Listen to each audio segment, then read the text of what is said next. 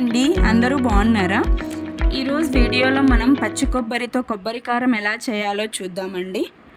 ముందుగా పచ్చి కొబ్బరిని ముక్కలు చేసుకొని మిక్సీ జార్లోకి వేసుకోవాలి.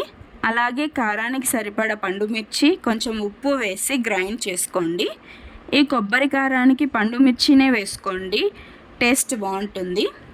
ఒక పాన్ పెట్టుకొని ఆయిల్ వేడయ్యాక సాసవలు, కొన్ని శనగపాయలు వేసి వేయించాలి. తర్వాత ఉల్లిపాయలు, కరివేపాకు కూడా వేసి ఉల్లిపాయలు బాగా మగ్గనియాలి. ఉల్లిపాయలు మగ్గాక టమోటా ముక్కలు కూడా వేసి మూత పెట్టుకొని మగ్గించుకోండి. ఈ కొబ్బరి కారానికి ఉల్లిపాయలు, టమోటాలు కొంచెం ఎక్కువ వేసుకోండి, రుచి బాగుంటుంది.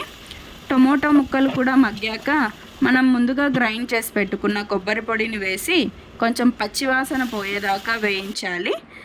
చివరగా కొంచెం కొత్తిమీర వేసి స్టవ్ ఆఫ్ చేసుకోండి. ఈ కొబ్బరి కారం దోశతో కానీ, రైస్తో కానీ, చపాతీతో కానీ తింటే చాలా బాగుంటుంది. Thank you for watching.